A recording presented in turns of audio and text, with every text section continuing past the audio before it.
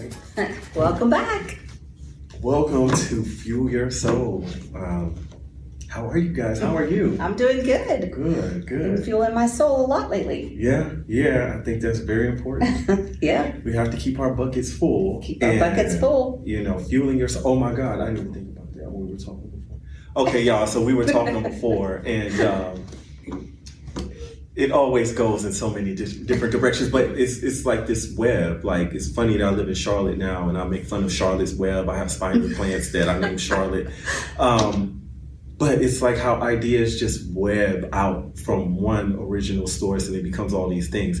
And so I know today we're inspired by the book, How Full Is Your Bucket? Yes. And so our podcast being Fuel Your Soul, because you always have to put back into your bucket to make sure you're full so that you can then pour into others. So I think this is a meaningful talk today, as they usually are. We try to make them that way.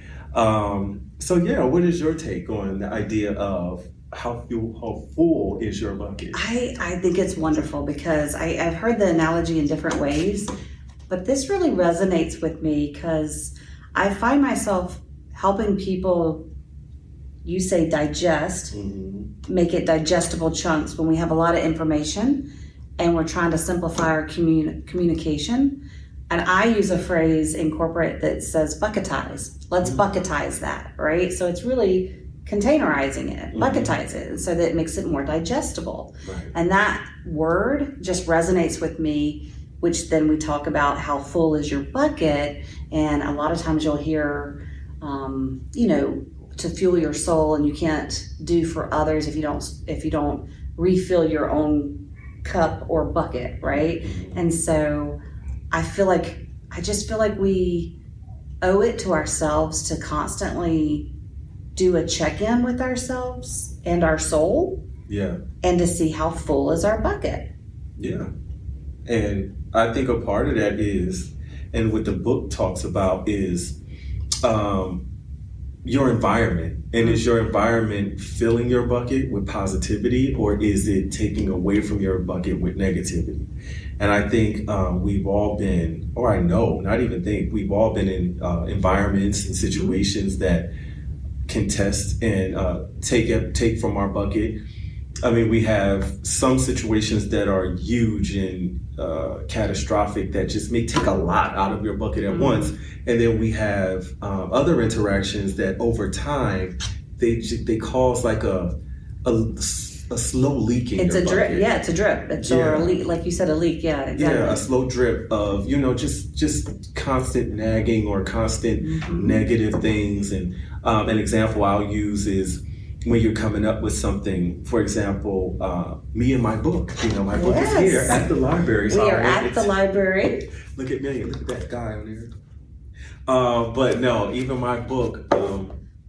And that fueled your soul? Yeah, that filled your bucket? It did fill my bucket, and but that was my full responsibility. And I think sometimes we look for either validation or we look for agreement from others sometime, and that can be paralyzing if you don't receive it, if you are putting so much of your worth in others and what they think of you, and them cheering you on and stuff like that. So I bring that up to say, like with my book, it took me, first of all, it took a few years to do it because I kept putting it off. Things kept happening and life kept getting in the way.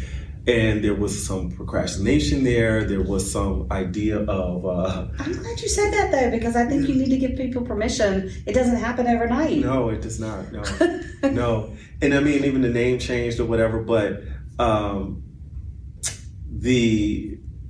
what stayed constant was the idea that this book was going to come out. And so sometimes what will happen is you'll be telling people your ideas and they'll start thinking you're crazy, like, okay, well, you're not doing anything.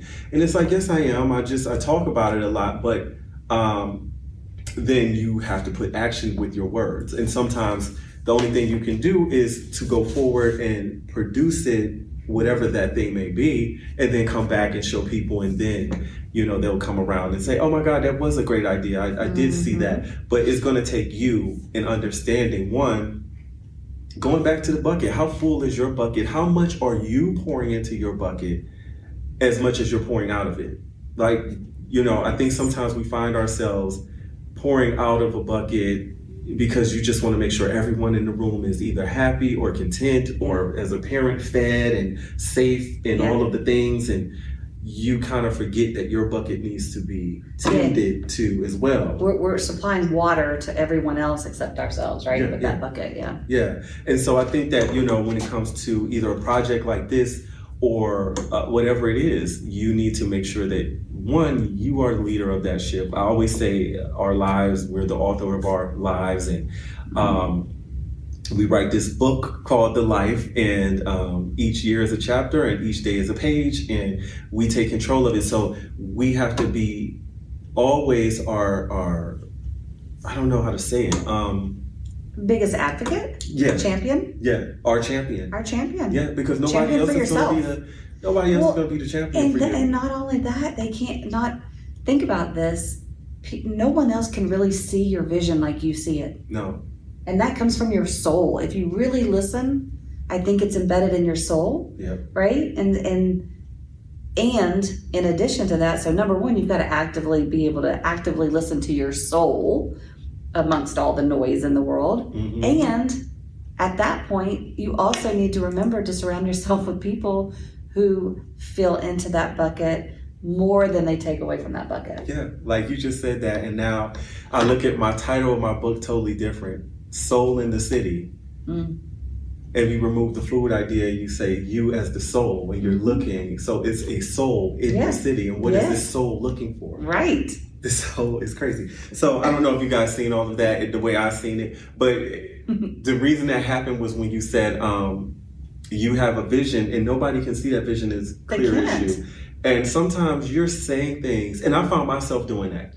I would say things because it's not that I would expect people to see it the way I do, but it's so clear to me that I'm explaining it as if you can see it too. And you're like, I don't know what you're talking about. And I'm like, no, it's going to happen. God has it. God's in control. And like the paintings behind us, right? Like you could try to explain those paintings to someone if that artist saw the pictures in their mind's eye, right? Inside their vision. But until it's realized, until action was taken and now others can see what they saw. Right.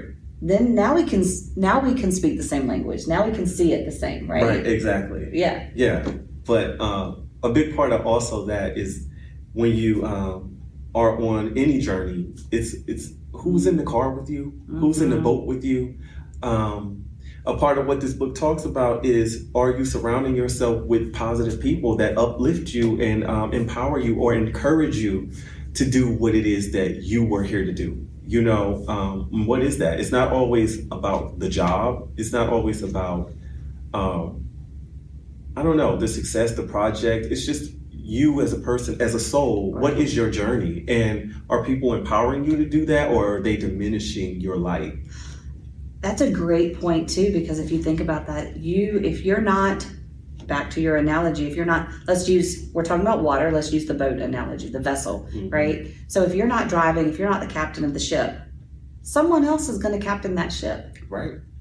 And then you don't know you're leaving it up to them to refill or not refill your bucket. It is. And then you put that, apply that to work as an application. Yeah. And all right, you have a project and there is someone who's going to be the team lead. That person may just have a more dominant red personality. And they are going to say, because they don't see anybody else stepping up to take ownership or whatever. 100%. So they're going to say, okay, well, this has to be done. So I'm just going to start making decisions. 100%. Now, someone decided that they're going to drive the ship. Now, we've all had the opportunity to put our piece in, or maybe we didn't feel that way. But then what tends to happen at work is that people will then start to have group conversations about the direction that this leader is taking, but nobody wanted to take responsibility for the way. So it's kind of like this catch-22 that I find in corporate, and when I say corporate, it's any kind of industry. Yeah. It's not just, a particular either white collar or blue collar. It's just a work environment. And I think that people tend to criticize the way that the ship is going, but nobody really wants to take the helm and, That's right. and drive the boat. You know why, too? There's a lot of responsibility that comes with that. Yeah. There's a lot of responsibility that comes with that type of leadership. It does. But I always say, and y'all can get mad with me if you want to, we're the adults in the room. And so who are we waiting for? Right. And, you know, the idea of, because growing up, I always looked for these they, whoever they was. I never could find them. And I'm over 40 and still don't know who they are. But I bring that up jokingly just to say, like, all right, we are more responsible than we want to be, especially for our own happiness. And when I say that, you look at, again, your circle, the people you choose to allow in your circle, in your space. So you can't say, well, they're not letting me feel good about it. No, you are still the author. That's You're right. still the champion. And if you are allowing certain people to dictate how you feel, then a lot of that responsibility still falls in us. You know what I mean? And we have to take find your ownership. tribe. Find a different tribe. Exactly. But the first step is understanding that you have control of that. You don't have to stay hostage to people just because either you grew up with them Right. or their family or you became friends over some situation. I think sometimes friendships and relationships can, I meant to put this on silent. So it's on silent now. Anyway. I had a thought whenever that pause happened. Sorry. I don't That was good. real talk, right? It was what you were saying about basically what I heard you say is you have to take 100% accountability for your life. Yeah. And that I love. We don't have it today, but we'll feature that next time. It's a book called The Success Principles with Jack Canfield, and it's the very first principle. And it says take 100% accountability for yourself, for your life, and your decisions. I think that's just a massive game changer, and it shift, right? It helps you shift your mindset. It shifts. It's a ripple effect. I think it starts to do things like you said with the book, right? You went ahead and made it happen, right? You went, read, and executed. You made it happen. Yeah. And then after you did that, you had something real, tangible. It wasn't just a thought or a vision in your brain, in your soul. Others can see it the way you saw it.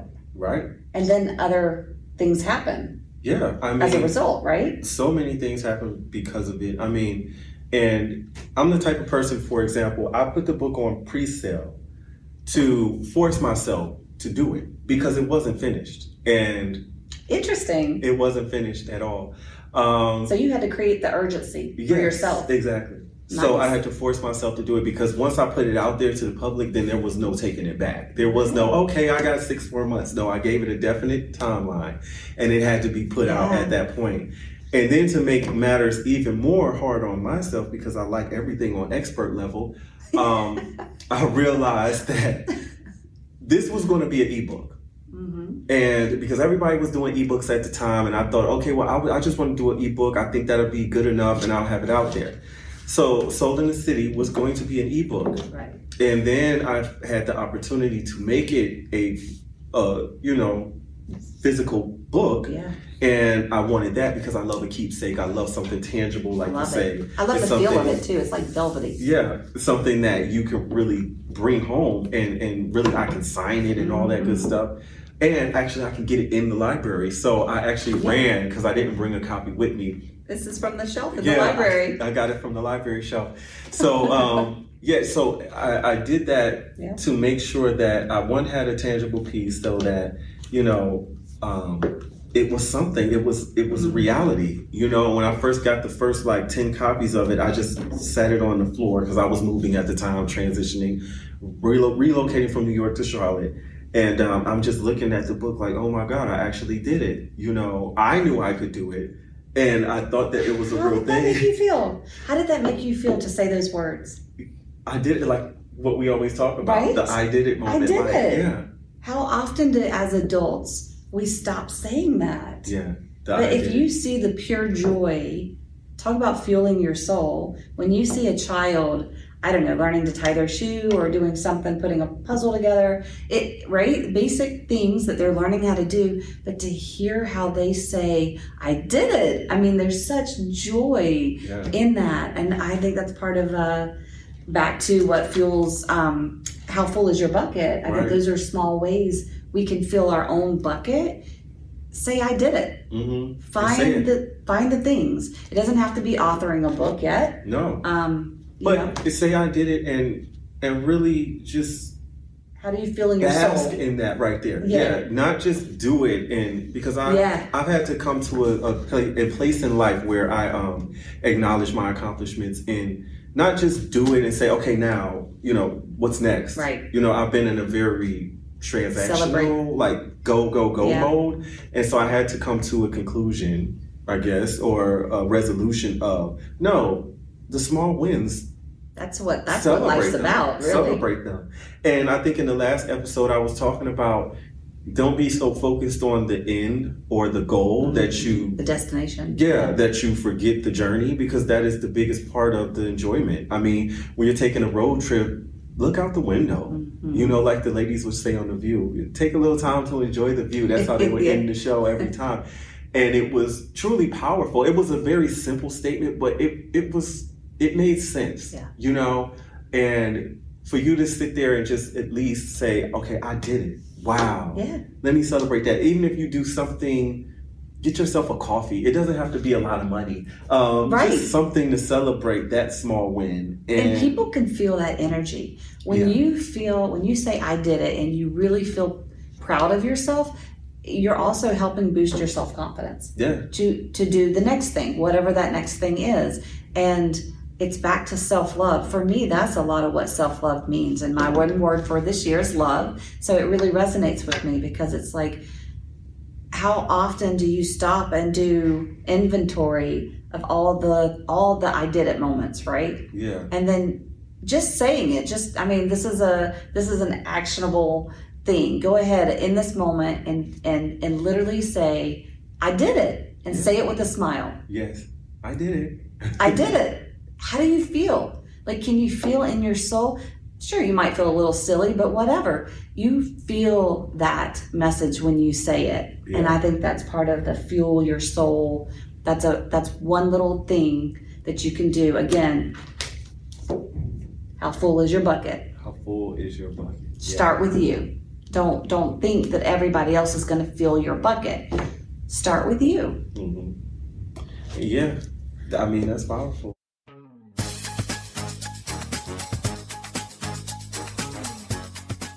When you just put yourself and you have the positivity in what you're doing, and you people do see that and they resonate. I had a planner when I first moved to Charlotte. It was September 7th that I wrote in that planner to contact Mint Hill Library to get my book in the library. And I contacted them, and they told me the process. And by December, my book was here. And then a year later, I was having a meeting here where we were going to discuss my first culinary workshop that I was going to do here. A year to the day. Mm-hmm. And some kind of way, I ended up going into that planner and looking, and I seen that date, and it just was like, wow. So it was I did it before, which came full circle to wow. Like, oh my God. And then it's like, I knew from then that was God. It was all God. And that's what we're saying right now as a family. They already know what I'm talking about, all God. Mm-hmm. Right now it was an all God moment, because there was no way that I could have planned it the way that I couldn't have planned it any better. It's the magic. Yeah.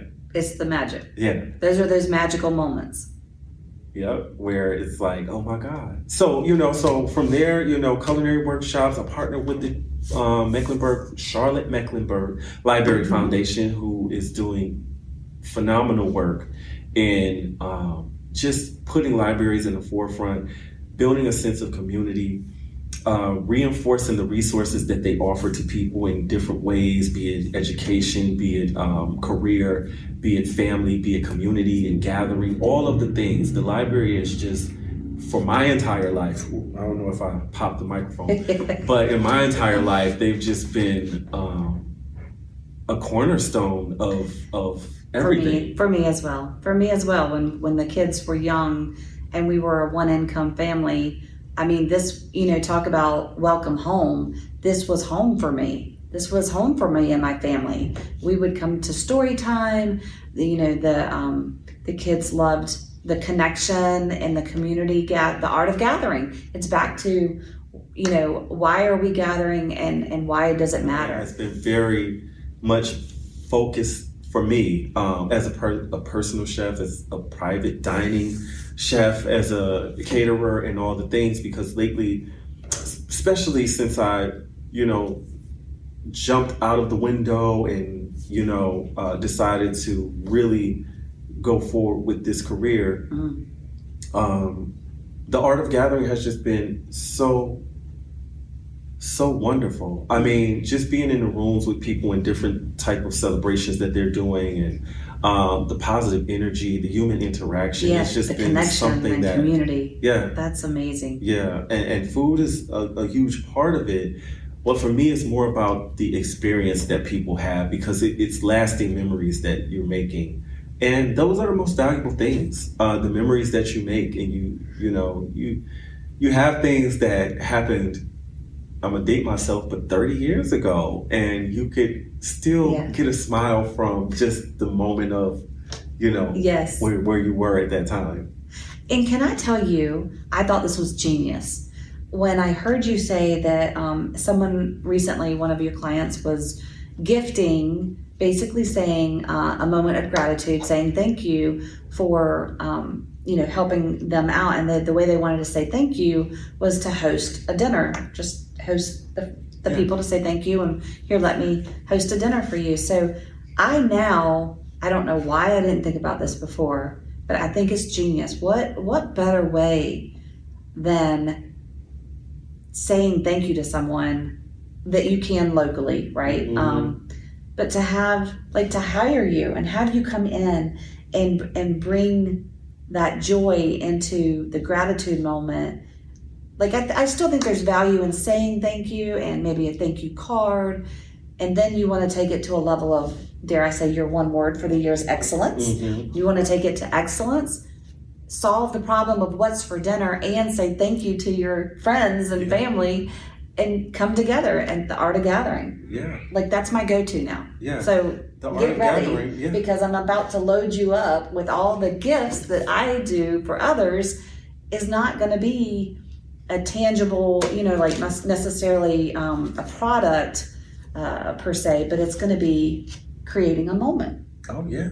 So we will gather over food and fellowship, and that will be our gratitude. Yeah, I mean, and to be considered a gift is wonderful. Right? Right? I never look, I did it, but the idea that just for me to be a part of it is wonderful. And the restaurant I love, and it was one experience for me, but to be in someone's home and to also be invited, you've also done it, invited me to break bread with my clients and my friends, who I call friends and family,